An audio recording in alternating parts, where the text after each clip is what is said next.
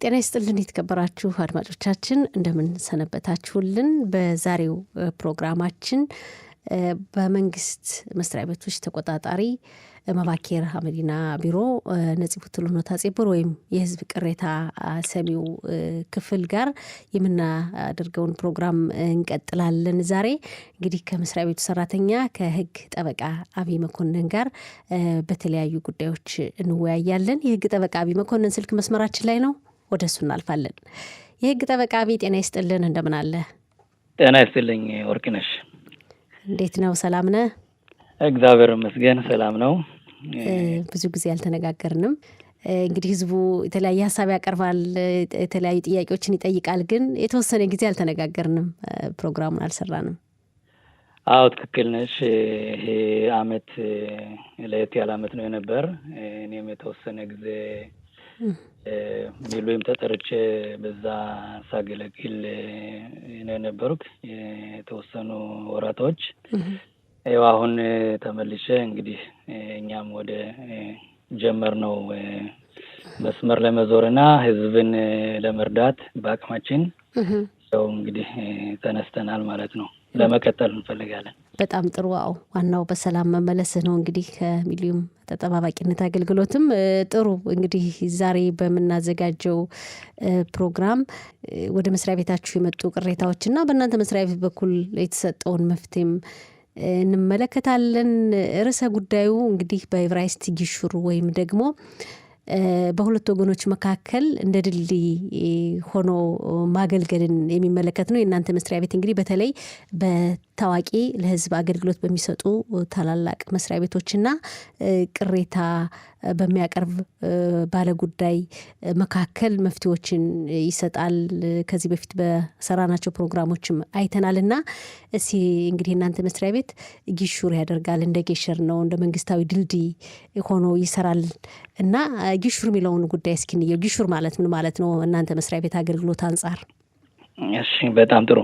አሁን እንዳልሽው እኛ በተለያዩ መንገዶች ህዝቡን ለመርዳት እንችላለን። አንዱ መንገድ አሁን እንዳልሽው የሆነ ግለሰብ እና የመንግስት ከሆነ መንግስት መስሪያ ቤት ላይ ችግር በኖረው ጊዜ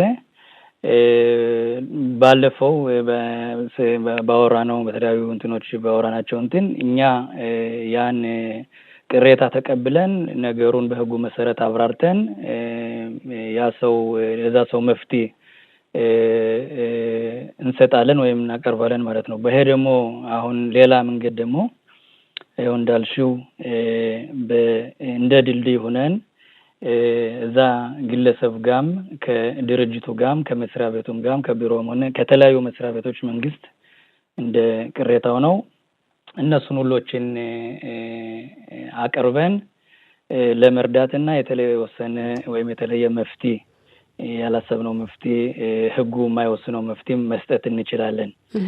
አሁን እንዳልነው ምሳሌ ያህል አሁን ከተወሰነ መስሪያ ቤት ወይም ኤሪያ ነው መሀል ሀገር የምትኖር ኤሪያ እነሱን ስሙን መግለጽ አልፈልግም። ለምንኛም በድልድይ ላይ የሚቀርብ ነገር የሰውንም የሌላዎችን ቀራቢዎችንም መጠበቅ ያስፈልጋል።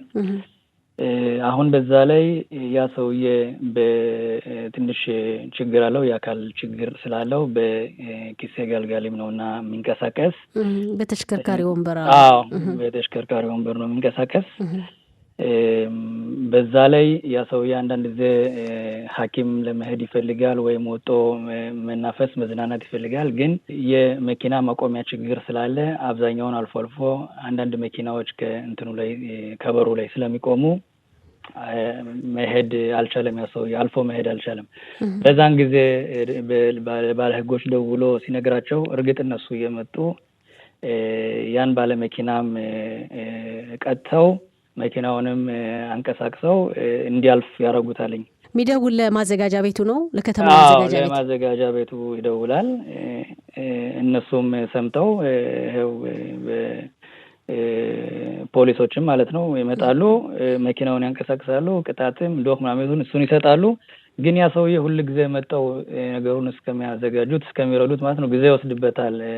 ተራም ሐኪም ቤት ተራ ከያዘም መጣው ያን መኪና ስለሚያንቀሳቅሱት ጊዜ ስለሚወስድ በቃ ደጋግሞ ይሄ ነገር ሲያጋጥመው ወደኛ ቅሬታ ሲያቀርብ እነሱንም ስንጠይቃቸው እኛም እንግዲህ መዘጋጃ ቤቱ በህጉ መሰረት እንሰራለን፣ ሲደውልና መጠን መኪናውን እናንቀሳቅሳለን፣ እነዛንም እንቀጣቸዋለን ባለ መኪናዎችንም፣ ግን ሌላ እዚህ በላይ ምንም የምንሰራው ነገር የለም ሲሉ እንዴት ሰው እንዲሁ ነው ተዘግቶ ይቀራል? ምን አይነት መፍትሄ ማግኘት ለሱ ሰው የማይነት መፍትሄ አስባቸዋል ስንላቸው እነሱም መፍትሄ ስላጡ ከኛ ጋር ቀጠርናቸውና ቀጠሮ ያን ሰውየውንም ጠራንና እንደዚህ እነሱን ማለትም ድልድይ ለመስራት ማለት ነው። እነሱም በህጉ መሰረት ነው የሚሰሩ። እሱም ሲጠራቸው መጣለው አለ። ስለነሱ ችግር የለውም እንግዲህ በህጉ መሰረት ነው የሚሰሩ። በተፈለጉት ጊዜ ይመጣሉ። አዎ እንግዲህ በተጠሩት ጊዜ ይመጣሉ እና በዚህን ላይ እኛ መፍትሄ ሌላ ህጉ ያልወሰነው መፍትሄ ለማግኘት ስለፈለግነ ቀጠሮ ቀጥረን ተገናኝተን ከሁሎችም ጋር ስናስብ እነሱም እንግዲህ ሰውዬ መውጣት እንዲችል ምን ማድረግ አለብን መፍትሄ አቀርቡ ስንላቸው ይሄ ሰውዬማ እንደዚህ የሆነ አሙዲ ማለት ነው ተክለን ከሚድራው መኪና እንዳይቆም መኪና ካልቆመ አሙዲ ማለት ነው ተክለን ሰውዬው አልፎ መሄድ ይችላልኝ። ይሄን እንግዲህ ግዴታ የለባቸውም፣ ግን በእኛ ግንኙነት ላይ በእኛ ያን ሰውዬ ለመርዳት ስለፈለግነ እነሱም መፍትሄ ስለሚፈልጉ በሰላም በግንኙነት ስለሆነ እንደዚህ አይነት መፍትሄ ለማግኘት ይችላል። ያ ሰው የርተ ነው ፈለገው ወጦ መግባት ይችላል ማለት ነው። ማዘጋጃ ቤቱ እንግዲህ ሰውዬ በተሽከርካሪ ወንበር የሚሄድ አካል ጉዳተኛ ነው። ልክ እንደገባኝ የሚኖርበት ህንጻ መግቢያ ላይ ነው መኪናው እየመጣ ይቆምበት የነበረና በዚህ ምክንያትም ብዙ ነገር እንዳጣ ነው፣ ሕክምና መሄድ እንዳልቻለ ያው ከባድ እንደነበር ህይወቱ መረዳት ይቻላል። አሁን ማዘጋጃ ቤቱ ያደረገው ምንድነው? በእናንተ አማካኝነት ልክ በሩ ላይ መኪና እንዳይቆም ዘጋው፣ መዝጊያ ነገር ምሰሶ አሙድ ተከለበት። አዎ። ስለዚህ መኪና ይቆም እዛ ቦታ ላይ ማለት ነው። እዛ መኪና ማቆሙን ተወ።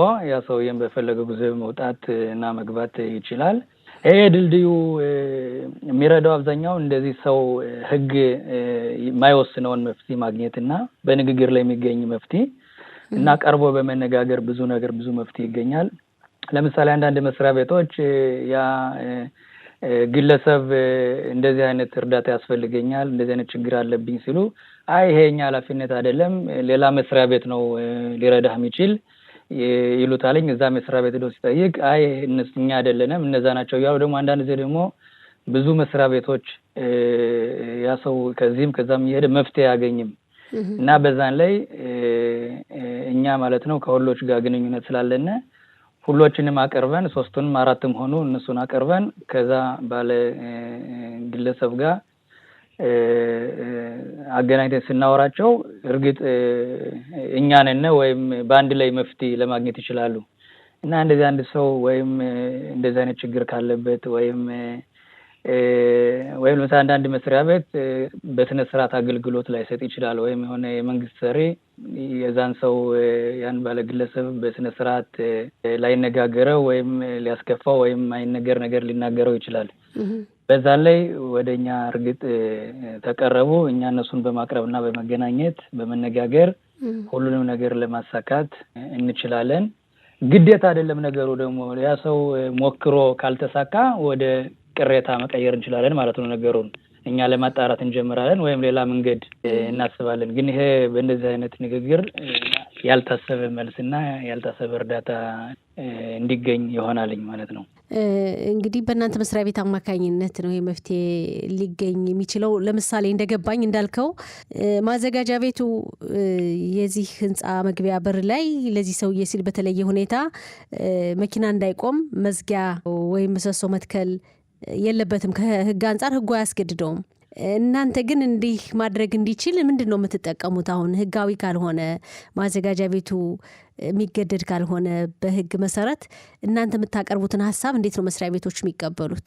ለምን ያ እንግዲህ ያ ግለሰብ የተለያየ አገልግሎት ይቀበላል ማለት ነው። ከዛ ማዘጋጃ ቤት የተወሰኑ ነገሮች አሉ በህግ ለማዘጋጃ ቤት ለግለሰብ የሚያቀርቡት በህግ የተወሰነ ነገር አለ። አንዳንድ ነገሮች ደግሞ አንዳንድ ያላሰቧቸው ነገሮች ሲፈጠሩ ህጉ ሁሉ ነገር መፍትሄ አይሰጠውም። አሁን ቀርቦ በመነጋገር ቀርቦ ሲነጋገር ሰው የዛ ሰውዬ ችግር በመሽከርከሪያ ወንበር መጥቶ እንደዚህ መውጣት ከቤቴ አልቻልኩም ተዘግቼ ነው ያለው ያለ በስ እንትን ፊት ለፊት ሰው ከኛ ጋር ማለት ነው ሲነጋገር ማንኛውም ሰው ዛሬ ማንኛውም ድርጅት ሰውን ለመርዳት ይፈልጋል እና እነሱም ሁልጊዜ ሲጠሩ እየመጡ ያን መኪና ከማንቀሳቀስ እነሱም ጊዜ ወስድባቸዋል የሚመለስና የሚሆን ነገር ነው ለምን መኪና ማቆሚያ ችግር ስላለ ተገናኝተን ስናወራ ይሄ የሁሉም ጥቃም ነው የድልድዩ የሚጠቅም ለሰው ለምን እነዛም እንግዲህ ማምጣታቸውን ያቆማሉ የሚሰሩት የመሰሶ ነገርም እንዳልኩት ያቆሙት ነገር ያን መኪና እንዳይቆም ማለት ነው ቀላል ነገር ነው የሚሆን ነገር ነው አልፎ ሀጂን አይረብሽም እና በቀርቦ በመነጋገር ብዙ መፍትሄዎች ይገኛሉ ሁሉንም የሚጠቅም ነገር እና እንደዚህ ስለሆነ ህግ ባይኖርም ቀርቦ በመነጋገር እኛም ፍላጎታችን ካሳየነ መፍትሄ መገኘቱን እኛ እንትን ስለምንፈልገው ሁሎችም እንግዲህ የኛን ሐሳብ ለመቀበል ይፈልጋሉ ይችላሉ የሚሆንም ነገር አለ ማይሆንም አለ አሁን ብዙ ወጪ ቢሆን ኑሮ ወይም መፍትሄ የሌለው ችግር ቢሆን ኑሮ ለምሳሌ ወጪው ከበዛ እንግዲህ እኛ ህጉ ካልወሰነው ሁሉ ነገር ማስተካከል አንችልም ግን በንግግር ላይ ብዙ መፍትሄ እንደሚገኝና ችግርን ገልጾ ለሁሉም ተነጋግሮ በአብዛኛው እንትን መፍትሄ እንደሚገኝና ያ ግለሰብ እንደሚረዳ ነው እኛ የምናውቀው አዎ እንግዲህ እንደ ችግሩ አንፃር የሚፈታም ማይፈታም ችግር ይኖራል ነው ግን እናንተ ለማንኛውም አሁን የውይይታችን ዋና ዓላማ ምንድነው ወደ እናንተ መስሪያ ቤት ቢደውሉ ቢመጡ አንድ የተለያየ ችግር ያለባቸው ሰዎችና ቋሚ መፍትሄ ያላገኙ ሰዎች በእናንተ አማካኝነት ለሚመለከተው መስሪያ ቤት ጋር እንዲህ አይነት መግባባት መስማማት መወያየት ሊኖር ይችላል ነው ዓላማው እንግዲህ ህዝቡ እንዲረዳ ነው የእናንተ መስሪያ ቤት የሚሰራውን ስራ ለህዝቡ የሚሰጠውን አገልግሎትና እንደው ለኛ ማህበረሰብ አሁን የምታስተላልፈው መልእክት ምንድነው የህግ ጠበቃ አቢ አዎ ዋናው ነገር እንደ ቀርቦ መነጋገሩ እንዳልሽው መግባባትን ያመጣል አሁን አንድ ሰው አንድ ግለሰብ ወደ መስሪያ ቤት ቀርቦ ችግሩን ጥሩ አድርጎ ላይ ያስረዳ ይችላል ወይም ችሎታ አንዳንድ ጊዜ የለው ይሆናል ወይም አቅም የለው ይሆናል ግን ቀርቦ ሰው ሲነጋገር እነሱም ይገባቸዋል ያ ሰውዬም የነሱን የሚነገሩትን ነገር የነሱን ሐሳብ ይቀበላል ከዛ ላይ መፍትሄ በፍላጎት ቀርቦ ስለሚነጋገሩ መፍትሄው እንደምን ብሎ በአብዛኛው መፍትሄው ይገኛል መፍትሄው ባይገኝም ቀርቦ መነጋገሩ ሌላ ነገሮች ሌላ ችግሮችንም መፍታት ይችላል እና ይሄም እኛ ጥሩ አገልግሎት ነው ያለን እና ይሄንም ተጠቀሙ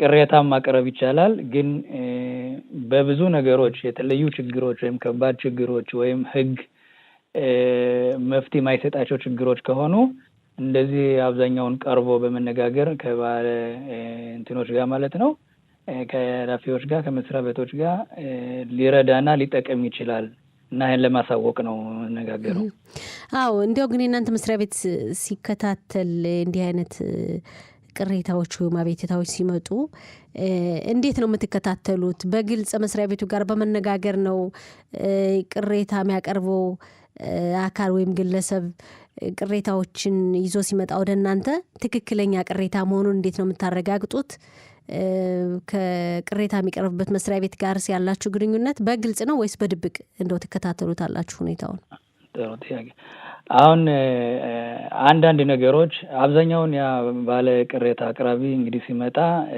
በህግ መሰረት ነው የሚመጣ እንደዚህ አይነት መብት አለኝ ግን እነዛ ባለ መስሪያ ቤቶች መብቴን ነፈጉኝ በህጉ መሰረት ስራቸውን አይሰሩም እና እንደዚህ እየተጎድቻለሁ ሲል እኛ መጀመሪያ ያን ሰው ምን አይነት መብት ነው ያለው ህጉ ምን ይላል እና ያ መስሪያ ቤት ይሄን ሰው በህጉ መሰረት ረድቶታል ወይስ አልረዳውም ወይስ የሚገባውን ነገር ነፍጎታል ብለን እኛ ራሳችን እዚህ ሁላችን እንሰራው እዚህ ጠበቃ ነን ነገሩን በህጉ መሰረት መጀመሪያ እናጣራለን ካጣራን በኋላ እዛ መስሪያ ቤት ሁሉን ነገር ምን ገልጽበት እንትን አለ መንገድ አለ ማን ገልጽበት መንገድ አለ ለምን ህጉን ሁላችን ስለምናውቀው በህጉ የህግ ነገር አይደበቅም ግን ያ ሰው አይ እንደዚህ ነገር ለምሳሌ በድልድል ላይ አሁን በምንነጋገረው ነገር በዛ ላይ ሁሉ ነገር አይገለጽም ማለት ነው። እኛ ይሄ ሰው ይሄን አትንገሩብኝ ግን እንደዚህ ነው ብሎ ከተናገረ ያ ነገር ወደ መስሪያ ቤቱ ወይም ለመዘጋጃ ቤቱ አያልፍም። ግን በህጉ መሰረት ችግር ካለው ያ ሰው ችግሩን ወደ እነሱ አሳልፈን እንዲረዱ ማለት ነው እኛ በቂ ማብራሪያ መስጠት አለብን።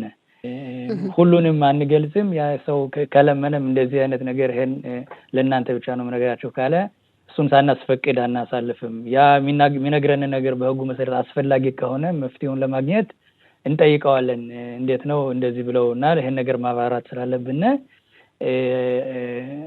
አትናገሩ ያልከንን ነገር መንገር አለብን እና ወስን አንተ እሱ አይ እኔ አትናገሩብኝ ካለ እንትኑን ልናቆመው እንችላለን። ለምን ህጉ ስለሚወስነው ያን ነገር በህጉ መሰረት እኛም ማሳለፍ አለብን ማለት ነው። ግን ሁሉም ከሱ ጋር ነው የምንመካከረው። ያለ ሰውየው ፍቃድ እናንተ ያለ ሰውየው ፍቃድ እኛም ነገር ማለት ነው። ስለዚህ በድብቅ የምትከታተሏቸው ጉዳዮችም አሉ፣ በግልጽ የምትጠይቋቸውም አሉ ማለት ነው።